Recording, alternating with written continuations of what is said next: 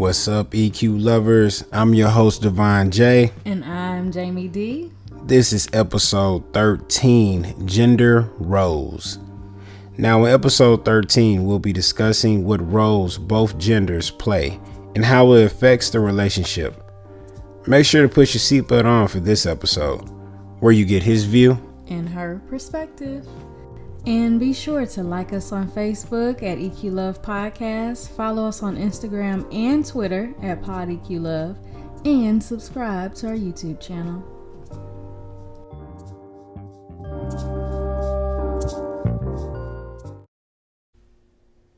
What's up, EQ lovers? This is episode 13, Gender Roles.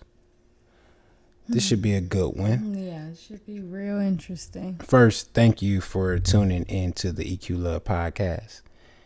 And I just want to get right into it.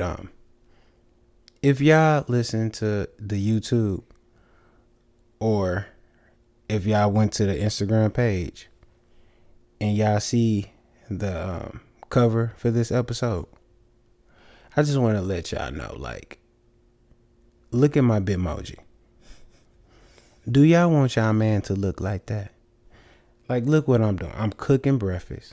Done woke up early in the morning. Really? You see the coffee. Vacuuming. Look at my slippers. I got bunny slippers on because I couldn't even find my slippers. Really?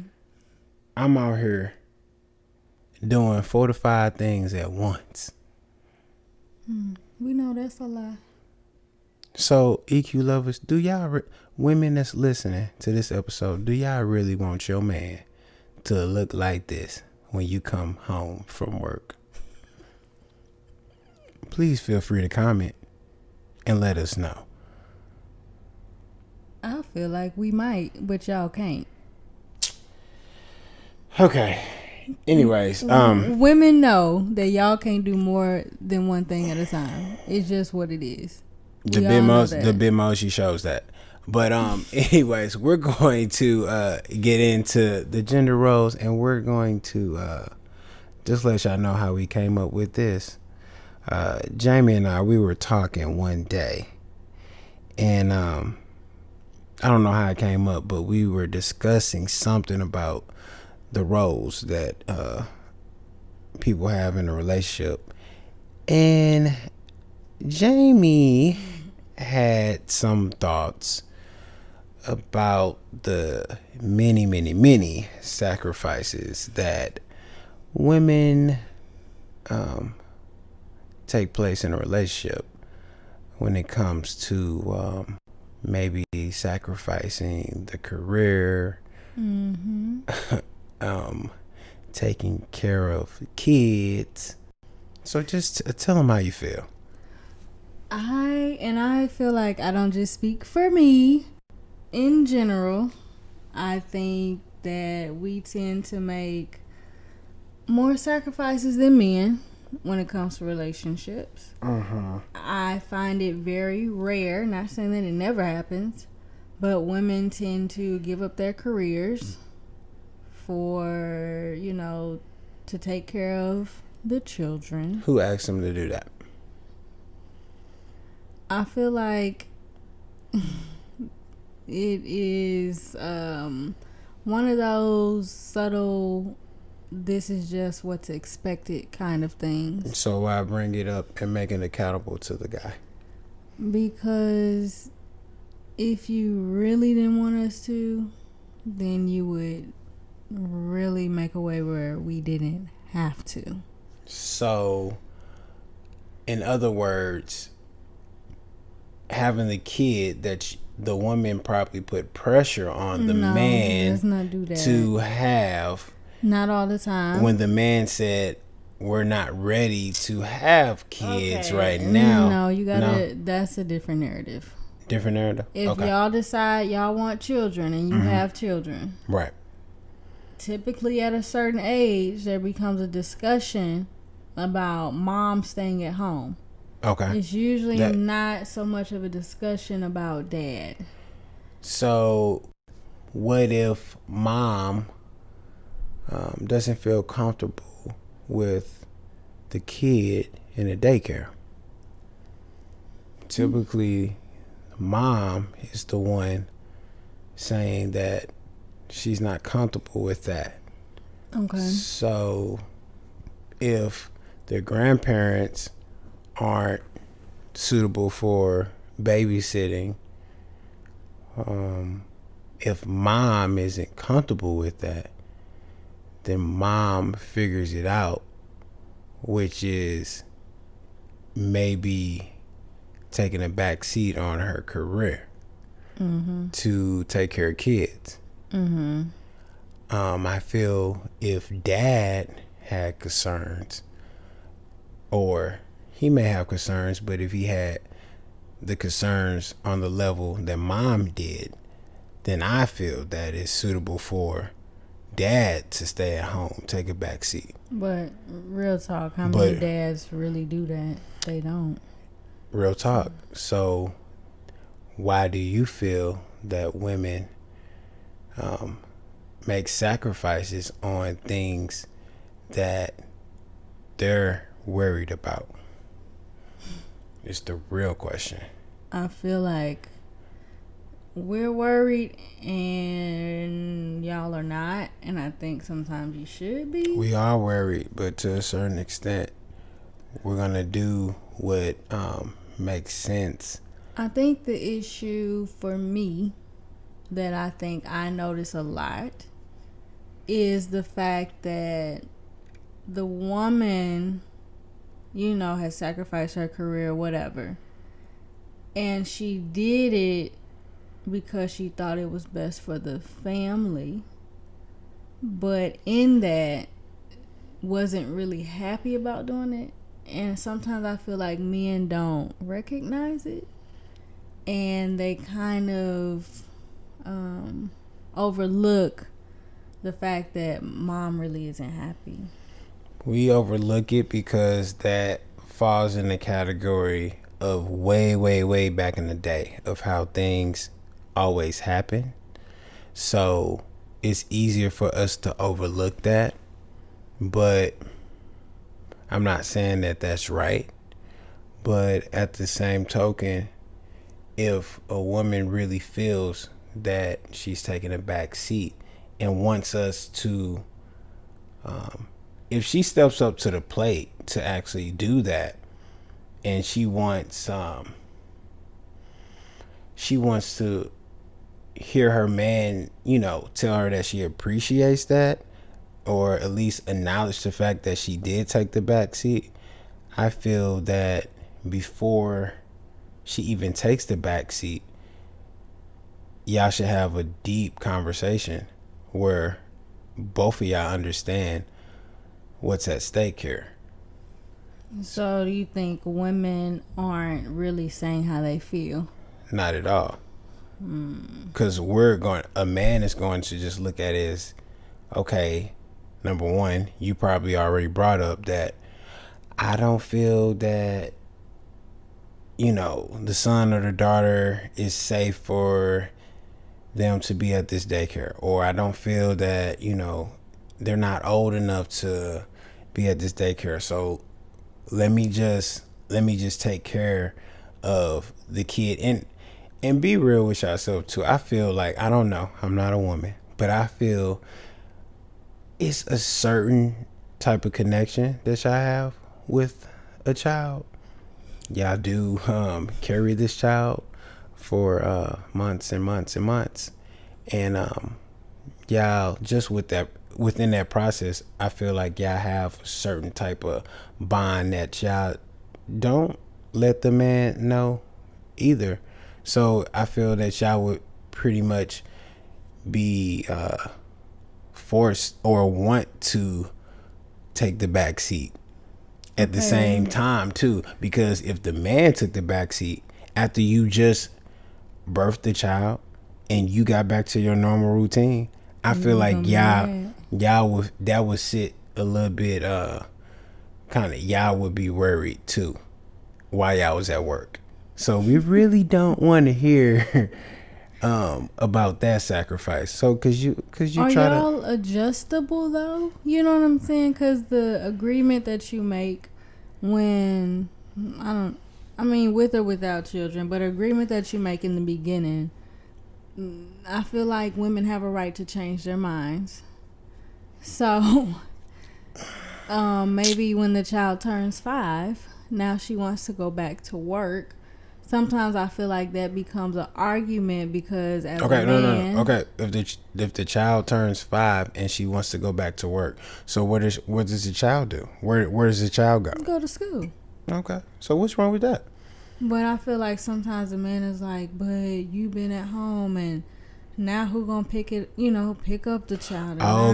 Because his lifestyle changes, where he has to have more responsibility to the child. Right.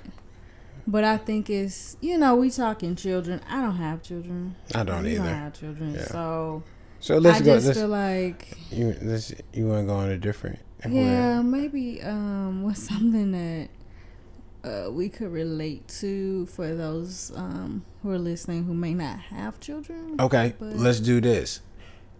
Let's say women cooking and cleaning opposed to a man doing household chores and stuff. Yeah, so household chores to me is because I don't know how to cook, that the woman would cook. I feel we both maybe clean a little bit. I may clean a little bit in her mind. She may clean a little bit more than me, but hey, I'm still doing a little cleaning. Mm-hmm. I cut the grass. I take out the trash. And we go from there. Are you more traditional in gender roles? Like, men should work and do this and do that. You're okay with a woman working? Yeah. You just still expect her to do certain things when she comes home. See, this is the thing. I expect her to do certain things if it bothers her. Okay, instead of nagging at you about don't nag at me because the house looks a mess in your head. Clean the house if it bothers you. That's what a man would do. If it bothers us. I said if it bothers us, EQ lovers. If it bothers a man, we would clean. We're not going to ask the wife or we're not going to ask the woman to clean. We're just going to do it. So at what point do you know that this is going to bother her? So let me at least do a little something to help out. Why does it have to get to that point, Jamie? Why can't y'all just be like, could you help? Listen, okay. Your man's schedule. Mm-hmm. Think about this, EQ lovers. You know the type of work he does. You know when he's tired. You know when he don't want to be bothered. If you just getting off work and he's tired, he just took his work boots off, he don't want to hear nothing about cleaning the bathroom. It's probably not going to get done. So if it's really bothering you, clean it. But if you can wait and you feel that the house has got out of hand, wait till Friday. You can do Friday morning. Saturday. What about Saturday? Saturday morning. Y'all both clean the house up. So I'm going to speak on this because I'm really playing devil's advocate right now. Okay. Because I've been married before. And in my marriage, I really did take on the traditional role.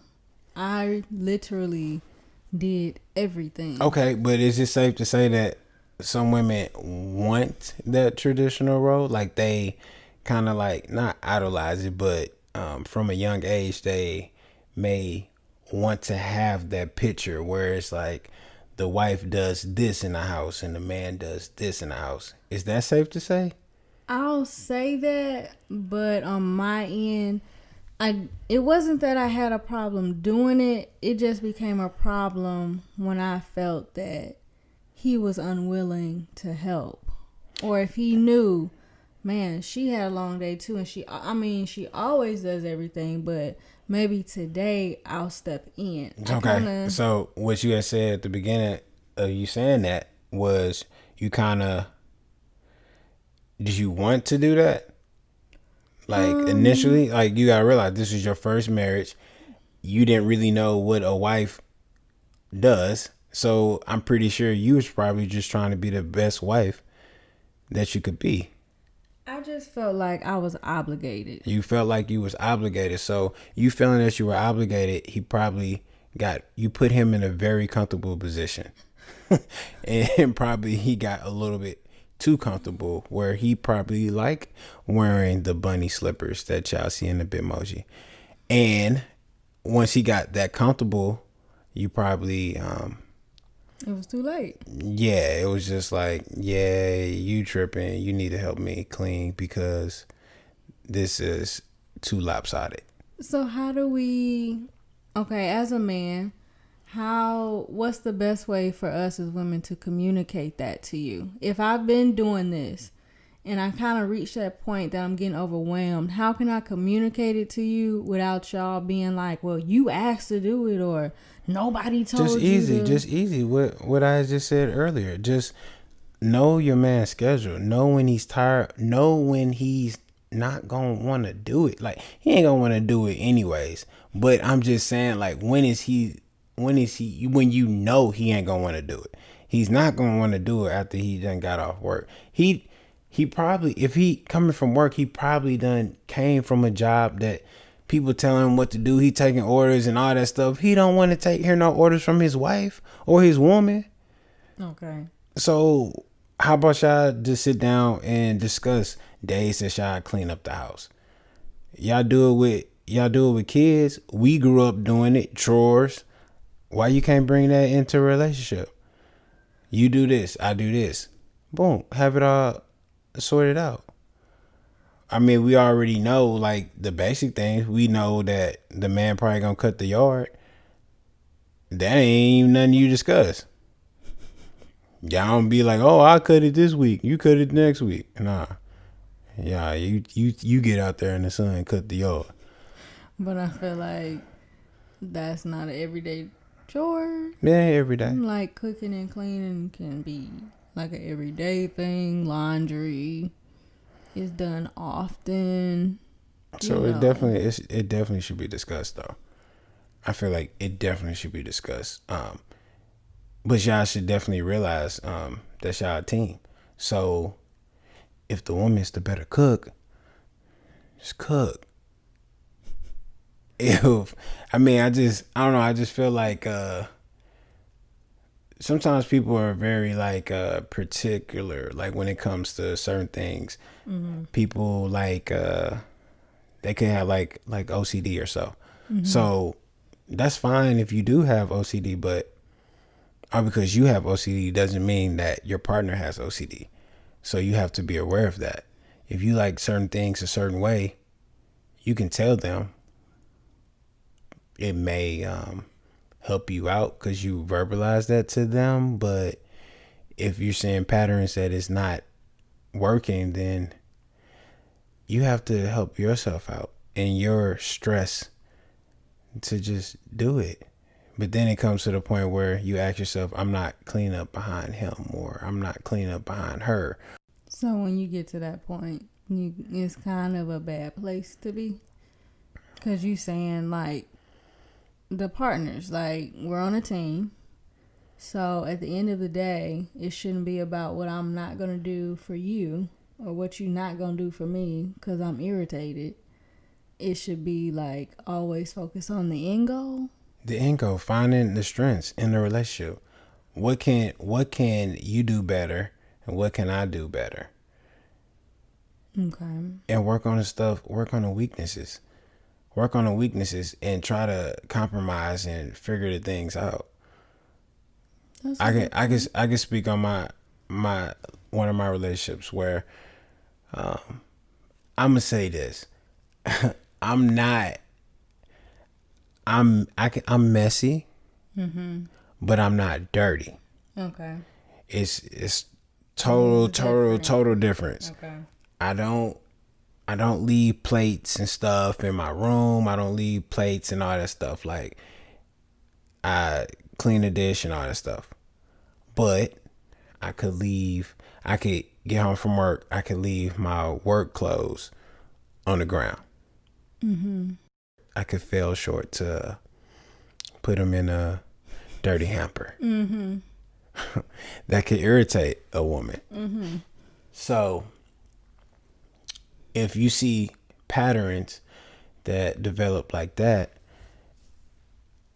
I remember my ex, she bought a dirty clothes hamper and set it right there by the bed and said, look, once you get done with your clothes, the dirty clothes, just put them in a hamper. And I was like, oh, this is just so easy. Instead of going across the room in the closet and put them in a dirty clothes hamper or put them in a laundry room, whatever, how y'all got the setup. But she made it easier for me, which made it easier on my life because she was less stressful. And she made it easier for herself too. So that's just little things that, y'all could try to figure out. But see, I feel like women, we make those type of adjustments that y'all don't. So you think that's a sacrifice? That you had to go get a dirty clothes hamper? A little bit. Oh. So because it wasn't enough for us to just be like, can you put your clothes in the hamper? Because you kept doing it. So now it's like, now we have to think about another way. So you feel like that's a big sacrifice? No, it's not a big one. So you think that? So you think it's a little sacrifice that could add up? Yeah, because now it's like, okay, that was one thing. So I feel like you don't really pay a whole lot of mind to that. But if that becomes a trend, I ask him to do something, he never does it until I make a way for him to do it or make it easier for him to do it. It just be like, what's wrong with you just doing it? Do you feel that that's a problem? I think it can be a problem. No, I don't think that's a problem. But y'all don't do it in the reverse. How don't we do it in reverse? Because if you want give me an example that you feel that we as men don't do it in a reverse. If you guys just ask us to do something or you want something done a certain kind of way, you don't really make it easier for us to do it, and sometimes you don't teach us how to do it. See, I don't see a man in a relationship really asking to do certain. If we want to do, we'll just do it. We're not the ones that are going to complain like that. Like, that's the thing. It's different. Like, we don't trip off of too much. Like, man, we don't be the ones bringing the problem or the small problem to the relationship. Do you think that's just you, or are you speaking for majority of men? Because I just feel like I've listened, I've heard, I've seen, and some men can be very particular. Man could have OCD as and well. And it sometimes be like, you want me to do all this stuff. See, but I feel like men that have like OCD or that are very particular, I feel that they would just do it. They probably would mention it to you once. And if they see that you're not going to do anything about it, they're just going to do it. And not be mad or not have attitude. No, they're not. I don't know. Can you speak on anything in your past relationships? Like when it was like reversed like that? Like, have you ever been with a man that was just like real particular where he liked things a certain way and he just constantly got on you about that? No, I think. What about your friends? Like, yeah. I mean, I'll say, like, at the end of my marriage, the feedback that I've gotten because of what he was telling everybody else was like that. She didn't do this. She didn't do that. And instead of being like, I want the house to look like this, so I'll do it myself, it became, she is the problem because she's just not doing it how I want it done. Well, I think he felt that way because how you started it. I feel like it don't matter. Even though that's not fair. It's not fair at all. I'm just trying to make sense of the situation. I feel like he felt that way because how you started the relationship, how you felt obligated to do it. And if you weren't complaining then, and if you stopped doing it because you was tired of him not helping, then that's where the criticism started. But you saying men will just do it, and I'm saying they won't. I just feel like y'all just may just down us. I don't. Maybe I'm just speaking on me because I just feel like if I want, if if I want my clothes folded a certain way, I'm gonna tell whoever that wash my clothes, like, just don't fold my clothes. I'll fold them. Yeah, I think that's just you. I'm just saying because I don't fold clothes. I don't fold clothes. I iron clothes, but I don't fold clothes. So I got a gang of t-shirts. Like I got you just throw them in a drawer. I put my t-shirts together. I put my unfolded. I'm if it's wrinkly, I'm gonna iron it. Like, okay, so that's one of the things where a woman, because me, I don't like that. See what I'm saying? I got folded. Yeah, but I got too many clothes. But because that's a problem for me, it's not a problem for you. I should take the liberty to fold it. If it's that's the thing. If it's a big deal to you, I'm gonna be like, fold it. That's fine. But but I don't want to hear you saying, I'm always folding your clothes and stuff like that, because don't bring that energy this way, because I didn't have no problem with it at all. I was cool. Because I'm actually trying to make your life better anyway, because you don't have to fold my clothes. You just got to fold the clothes that you worried about. Whew. That's just how we look at it. Okay. Well, okay, I think I feel like I've gotten an understanding now. I hope so. I think we can move into EQ. I think we've talked about EQ a little bit. Yeah. But how do you feel when we're talking about emotional intelligence in a situation like this, gender roles and stuff? I really feel that on the EQ side of this is really just knowing that you are a team. You are a team in your relationship, and it's certain things that you're not gonna like that your partner does. Mm-hmm. But accept it and try to figure out a way that it doesn't bother you as much. Okay. With a solution behind it, not just a complaint. Okay. And just know that if the teammate you have on your team is a good shooter, let them shoot. Now, if the teammate is a good passer, just let them pass. So it's just find what works. Find what works and just roll with it. What do you feel was like the EQ side? I think that works. So some of you guys may not know, but I'm in school for counseling. And so we talk about marriage and family and a lot of different things. And a concept that was brought up in class on several occasions was contempt. And they were saying contempt kills relationships. And so contempt is when you look down on your partner. So I think this is something good to keep in mind, especially when it comes to gender roles and things like that. Like still having respect for one another in their strengths and even in their weaknesses, and not feeling like you're better than them because you can do this, or you make more money, so they should be less than. So, we kind of using basketball terminology, like looking at this person as my teammate and not like, oh, you're just the water boy. Even though getting water is important, but you know what I'm saying? Like, they're kind of the scrub on the team.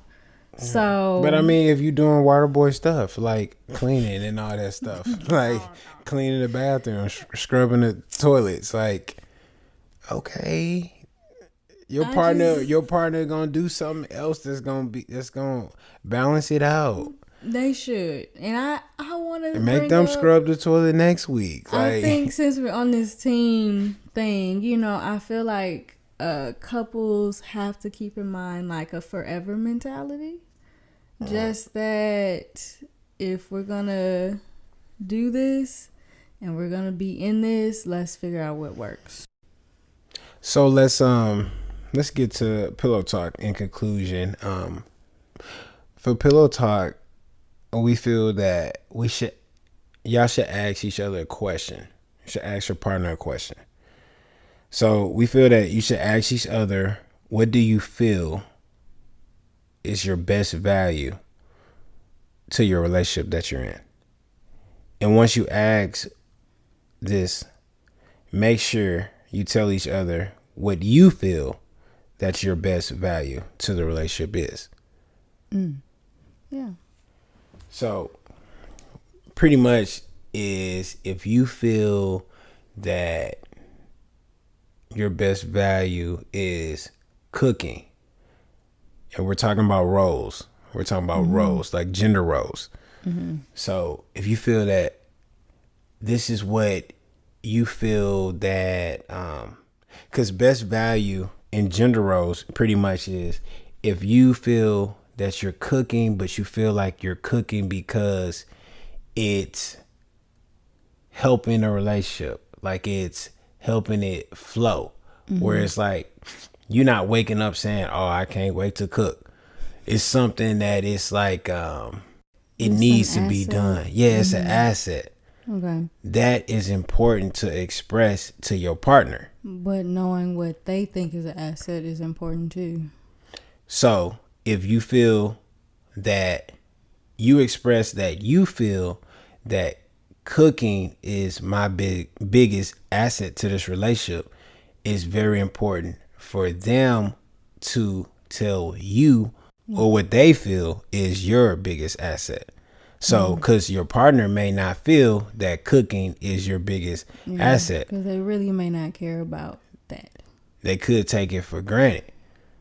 Yeah. But that's why discussing it, if you tell them that I feel like this is my biggest asset, once y'all hear that, don't take that for granted. So we feel that that's very, very important, because I look at it as like, if my partner say cooking is the biggest asset, I'll just be like, oh, okay, so let me wash the dishes then.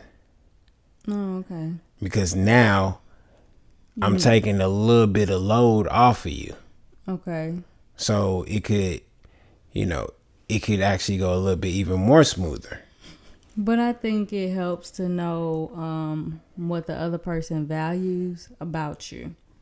Right. And it may be like I didn't know that meant anything to you. Exactly. So then, it helps you to want to do that more. Exactly. So I think this could be a really good thing for relationships. It could maybe change the game a little bit, bring y'all together a little bit more. Yeah. This is a good pillow talk tonight. Yeah. Yeah. Okay. Well, we're going to be closing out, and we hope that y'all enjoyed this episode 13, gender roles. And please be sure to tune in next week. Next week will actually be our last episode. Yeah, of the season. Of the first season. Yeah. And we will be coming back when? August, maybe? In August. Yeah. Yeah, in August. So just make sure to keep tuning in and show us some love. Tell a friend and tell a friend. And all right, we'll be back with episode 14 next week. EQ Love, checking out. Bye, y'all.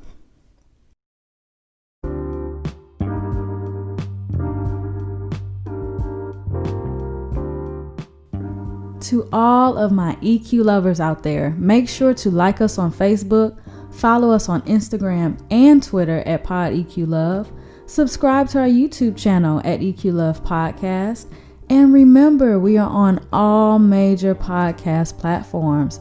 And if you have any questions or topics that you would like us to discuss, feel free to message us on social media, or you can email us at podeqlove@gmail.com.